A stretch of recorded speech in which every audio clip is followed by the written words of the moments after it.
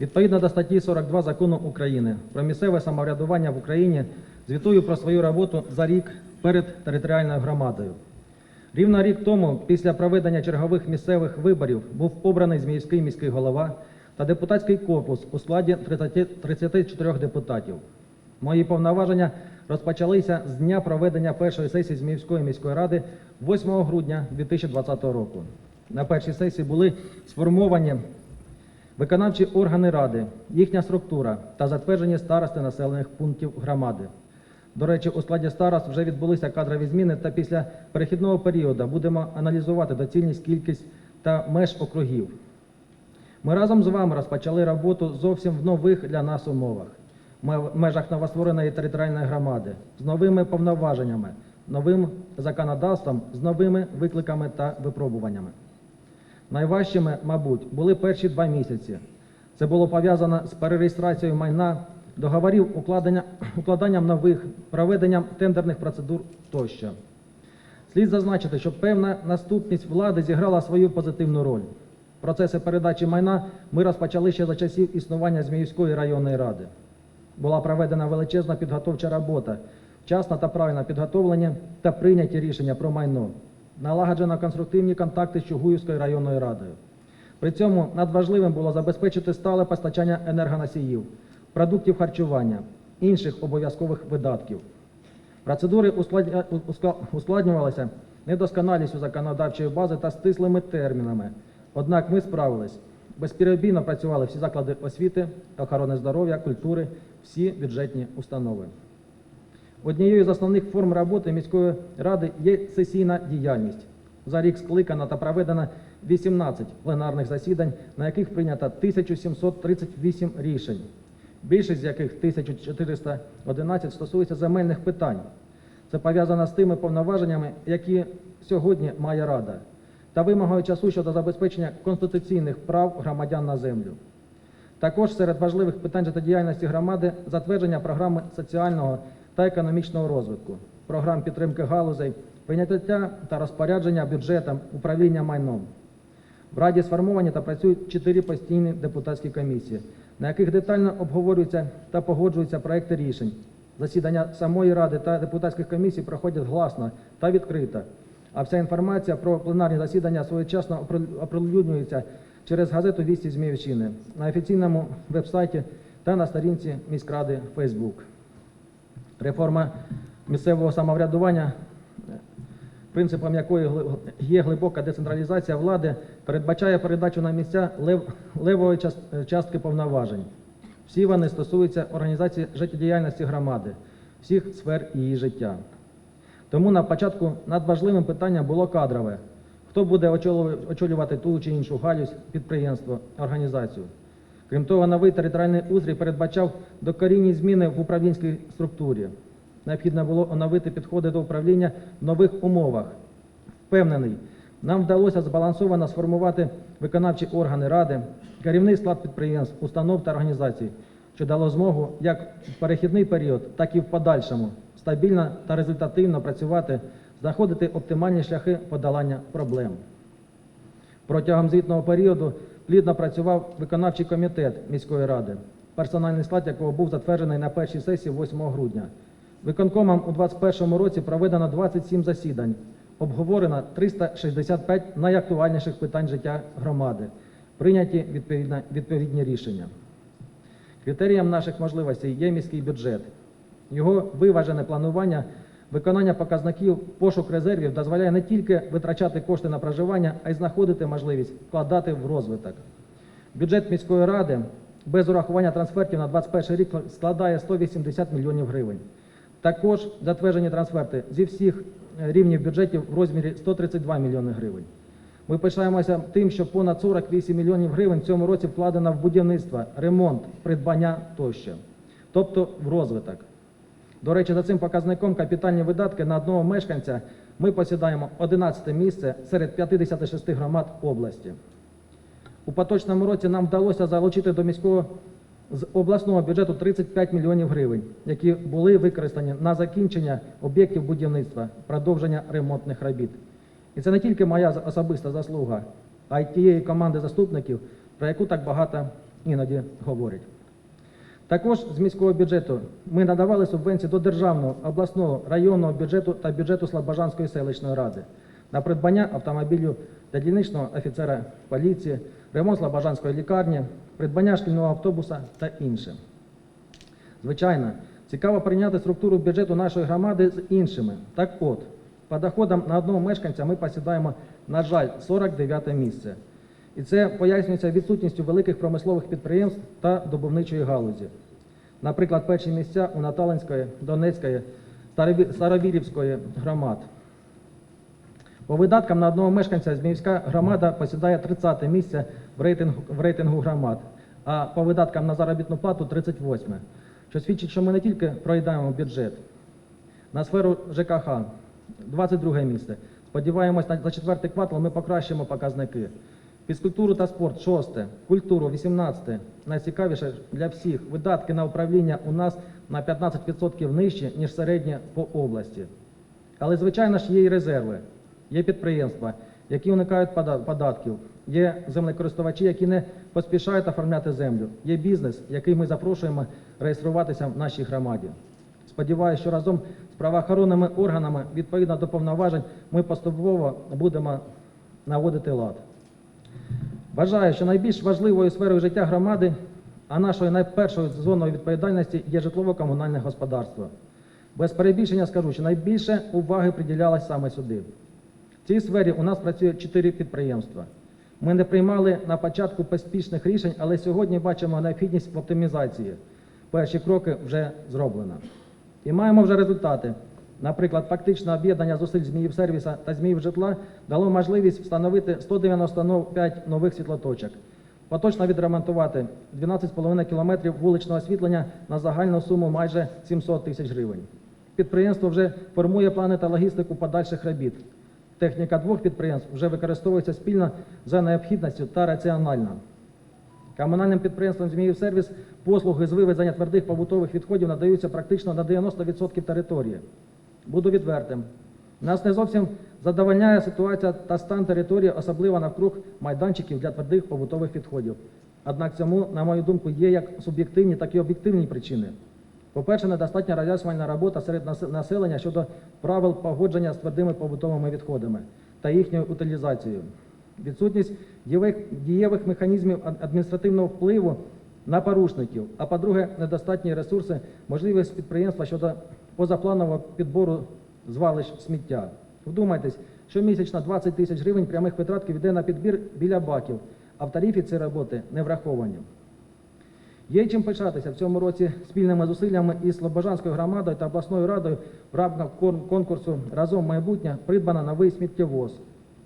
Міською радою виділено частину коштів на оплату грейдера, який вже в дорозі. Якщо вже говорити про техніку, то в цьому році ми придбали ще новий шкільний автобус та автомобіль для поліцейської громади. Також ми маємо актуальний та погоджений проект будівництва сучасного полігону і сподіваємося, що нам держава допоможе його реалізувати. Міська рада не залишає поза увагою питання водопостачання та водовідведення. За рахунок бюджетних коштів реконструйовано систему водогону будівлі дошкільного закладу номер 2 на суму 593 тисячі гривень. Виконано поточний робіт на 400 тисяч гривень та розроблені проекти на нове будівництво водогонів на суму 450 тисяч гривень. Крім цього, за рахунок субвенцій з обласного бюджету в розмірі 5 мільйонів гривень продовжується робота по реконструкції очисних споруд в селі Бірки. Однією з найболючіших тем є стан доріг. І стан доріг, і наявність документів та паспортів на них нас не задовольняє. А також не задовольняє ситуація, внаслідок якої всі кошти, які надходять від продажу пального, акумулюються в державному бюджеті.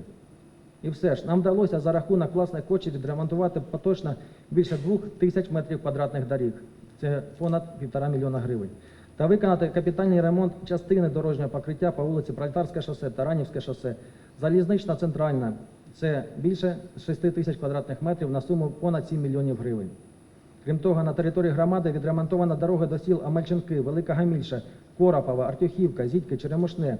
Практично закінчується ремонт мосту через річку Сіверський Дінець в районі Задонецького. Відремонтовано мости Вадяхівка, Соколова.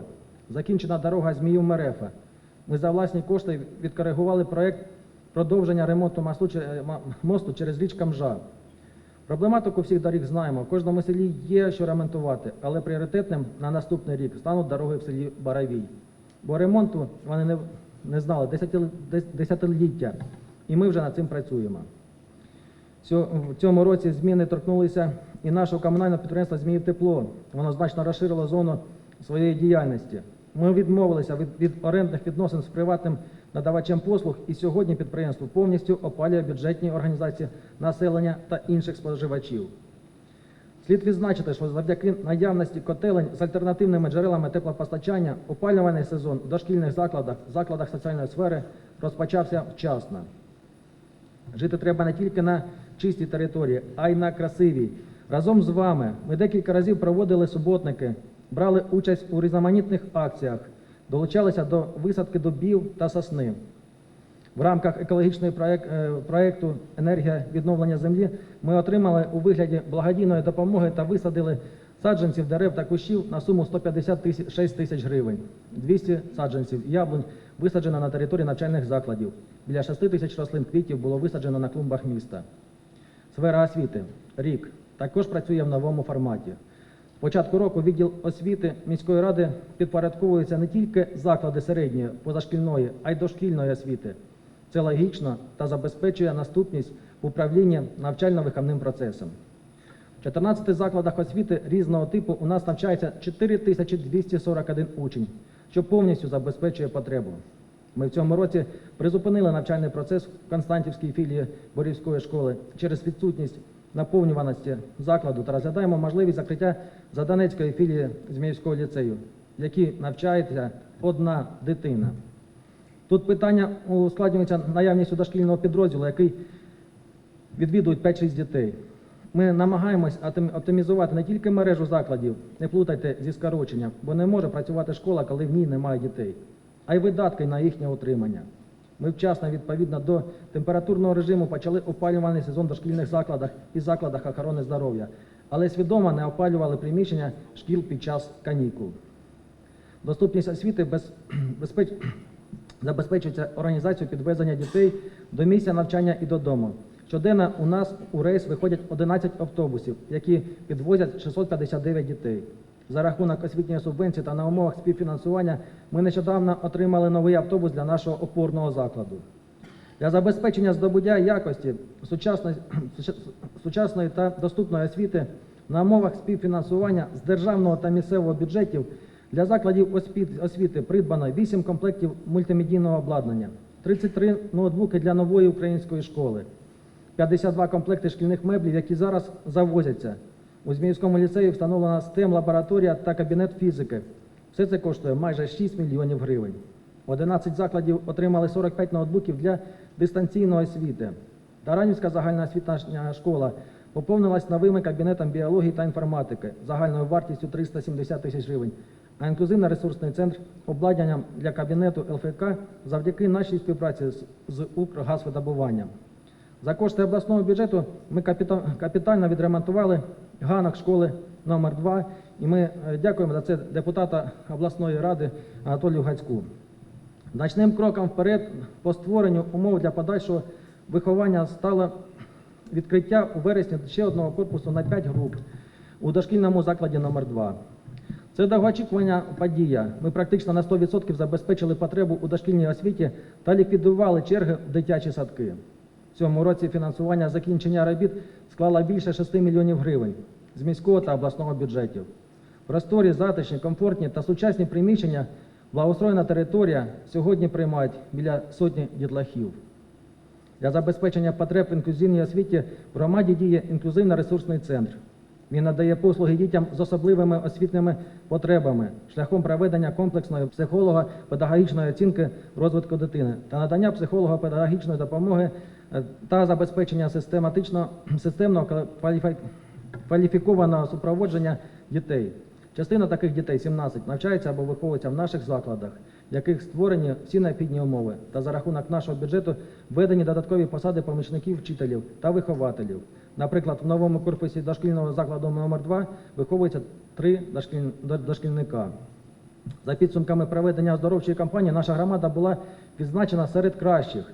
Ми забезпечили за рахунок бюджету 305 тисяч гривень функціонування пришкільних таборів, де відпочили та змістовно провели дозвіл 628 дітей.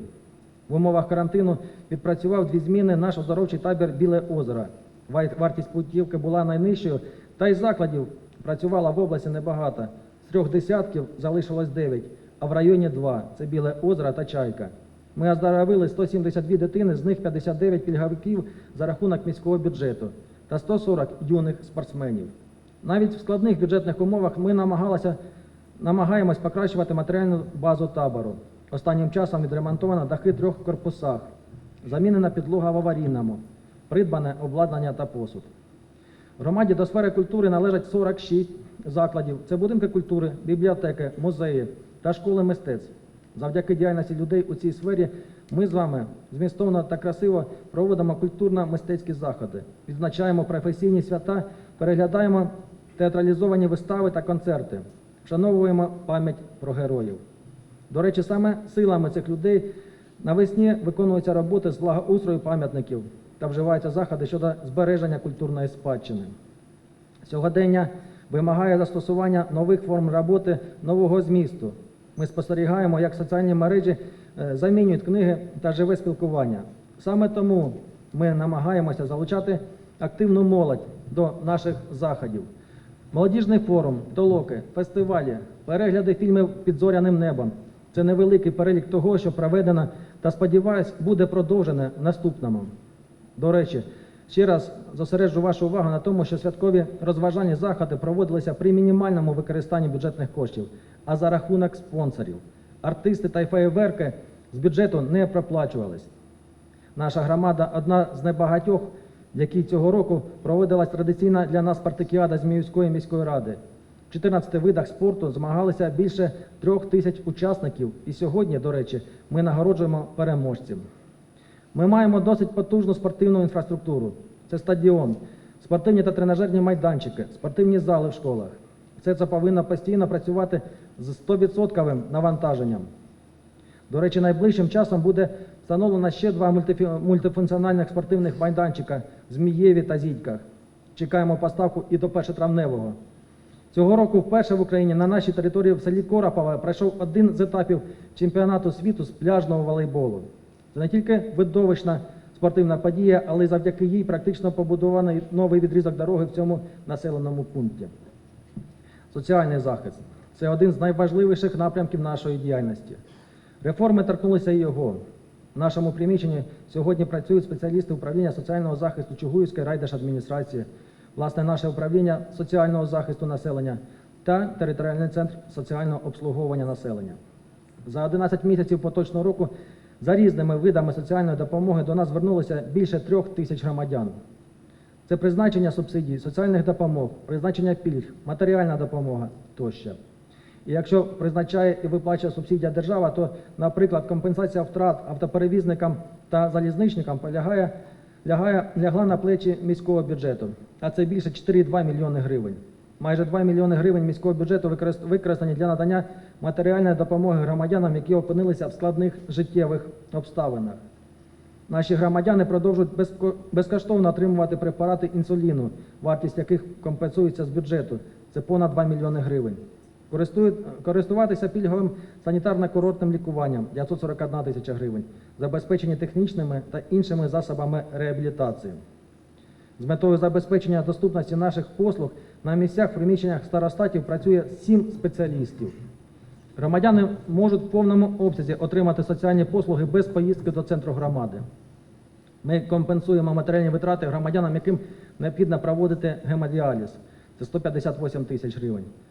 Та виплачуємо компенсацію особам, які надають соціальну допомогу особам з інвалідністю – 636 тисяч гривень. Територіальний центр соціального обслуговування населення надає свої послуги на дому для 400 громадян. Особливим попитом у наших ветеранів користується відділення денного перебування – 302 особи, де можна змістовно провести дозвілля, зайнятися гімнастикою, зробити масаж, та відділення натуральної допомоги, де можна скористатися послугами майстра манікюру, перукаря, отримати гуманітарну допомогу.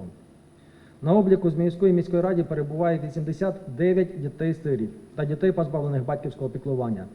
54 перебувають під опікою, 32 виховуються в сім'ях, 3 в державних дитячих закладах.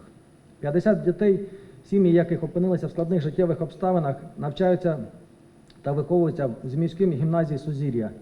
Ми утримуємо цей заклад без відповідної державної підтримки, бо розуміємо, що перебування в ньому дітей більш безпечніше, ніж вдома. Мабуть, жодна галузь не перенесла стільки потрясінь за останні роки, як охорона здоров'я. Відірваний від реалій підхід до реформування позбавив наших мешканців фізіотерапевтичної допомоги, гінекологічного та пологового відділення. Додаткових витрат потребують заходи з подолання епідемії COVID-19. Держава фінансує тільки надання медичних послуг, утримання матеріально-технічної бази, її оновлення, оплата енергоносіїв віднесена до компетенції міської ради. Нами на виконання програми підтримки закладів охорони здоров'я виділено з початку року 7 мільйонів гривень. На ці кошти придбано 5-піксельний монітор для мамографії, ноутбуки, лікарські препарати для лікування хворих на COVID-19 біля 500 тисяч гривень. Зубопротезування та придбання засобів реабілітації інвалідів. Ми вперше за останні роки розпочали капітальний ремонт приміщення лікарні, на що тільки в цьому році з нашого бюджету використано 3,1 мільйон гривень. Ми домоглися надання підтримки з обласного бюджету в розмірі 3 мільйонів гривень. І сподіваємося, що наступного року роботи, які були призупинені через розгортання ковідних ліжок, будуть закінчені. Планується розмістити в цих приміщеннях пологове та гінекологічне відділення.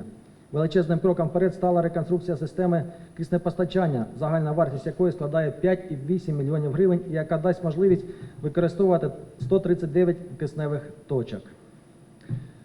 Стан деяких приміщень, яких розташовані амбулаторії, бажає бути кращим, тому і було розпочати будівництво амбулаторії в селі Чемужівка та Таранівці, житлом для лікарів. Визначивши пріоритети, ми досягли поставленої на 2021 рік мети. Здана в експлуатацію Чемужівська амбулаторія. Роботи фінансувалися з міського бюджету 3 мільйони гривень та обласного 7 мільйонів гривень. Ми профінансували проєктні роботи щодо газопостачання. Ще 3 мільйони гривень з міського бюджету було виділено на будівництво Таранівської амбулаторії. Зараз працюємо над тим, щоб в наступному році область профінансувала продовження робіт. Завдяки співпраці зі спонсорами ми отримали гематологічний аналізатор для амбулаторії в селі Велика Гамільша, що дасть змогу на місці проводити необхідні аналізи, та отримали захисних матеріалів на суму 50 тисяч гривень. Зважаючи на серйозне переформатування нашої роботи, зміни в структурі, ми працюємо над оптимальним підходом у використанні приміщення комунальної власності. Сільські ради ліквідовано, в старостатах працює по декілька чоловік, а приміщення вивільнилися. Вони в доброму стані, тому ми вирішили, що доцільно буде покращити умови для творчого розвитку дітей у Бірківській школі мистецтв. І тепер діти мають декілька разів більше приміщення, просторі музичні зали в приміщенні колишньої сільської ради. В Зітьках бібліотека також тепер знаходиться в приміщенні старостату. В Боровії і Задонецькому амбулаторії загальної практики сімейної медицини також розміщуються в приміщеннях колишніх сільських рад. Всі вони відповідають вимогам, там зручно та тепло, а вивільнені приміщення можуть бути розглянуті як об'єкти для оренди чи приватизації. Реформа децентралізації передбачає наближення максимальної кількості послуг до мешканців громади та приведення їх до сучасних стандартів. Центр надання адміністративних послуг працює 6 днів на тиждень та надає 120 видів послуг. З грудня у центрі запровадження застосунок «Дія», який надає можливість ділитися копіями цифрових документів, а також перевіряти їх дійсність за декілька секунд. Просто і зручно, а головне, користувачі більше не будуть перейматися через забуті вдома документи. За рік ЦНАП опрацював більше 10 тисяч звернень, питома вага яких стосується реєстрації речових прав громадян та питань Держгеокадастру. Не менш насиченою є робота відділу реєстраційних послуг міської ради. На місцях у нас працюють 10 спеціалістів, що забезпечує доступність цього виду послуг. Біля 25 тисяч різного виду заяв та звернень опрацьовано відділом. Щоденна робота міського голови та міської ради включає в себе і величезну кількість заяв та звернень, особистих прийомів та нарад. 1120 звернень громадян надійшло до міської ради. 119 громадян прийнято на особистому прийомі. Питання різні, від земельних до особистих відносин з сусідами. Не завжди все можна вирішити, але максимально намагаємося забезпечувати законодавчі права громадян. Отже, пройшов рік. Вважаю, зроблено немало, але ще більше завдання ми ставимо перед собою. Найголовніше, нам всім треба працювати над збільшенням дохідної частини бюджету. На жаль, ми не маємо потужних підприємств та великої кількості родовищ, але те, що маємо, повинно приносити громаді і людям доходи. Ті, хто у нас працюють, повинні сплачувати податки, дороги. Покращення їхнього стану також один із пріоритетів. Ми повинні в наступному році не тільки підтримувати в належному стані дорожнє покриття в усіх населених пунктах, а й зробити дороги в селі Бурова проїзними. Також будемо далі продовжувати розширювати мережу вуличного освітлення, розширювати та осучаснювати, бо це не тільки комфорт, а й безпека наших мешканців. Сподіваємося, що залучимо достатню кількість коштів на продовження будівництва очисних споруд в селі Бірки та Таранівської амбулаторії. Ми завершили коригування проєктів по ремонту нашої лікарні, і перед нами стоїть завдання закінчити ці роботи. Наш оздоровчий табір «Біле озеро» також потребує значної уваги. Ми в цьому році зробили все, щоб він працював. Необхідно і далі ремонтувати приміщення, щоб нашим дітлахам було в них затишно та комфортно. Перед сферою житлово-комунального господарства стоїть завдання не тільки забезпечити сталу роботу, а й оновлювати парк спецтехніки, щоб максимально своїми силами забезпечувати життєдіяльність громади. Шановні присутні, це був не тільки рік старту, а рік становлення нашої громади. Я дякую кожному, хто був поряд, кожному, хто допомагав, і тим, хто конструктивно критикував. Депутатському корпусу за відповідальну роботу, депутатам Харківської обласної ради Валерії Мураєвій та Анатолію Гацьку за щоденну підтримку, старостам за відстоювання інтересів територій, виконавчим органам за сумлінність, керівникам підприємств за відповідальність, ЗМІ за об'єктивність. Всім за громадську позицію. Закликаю всіх бути справжніми патріотами нашої громади та працювати на її благо. Дякую.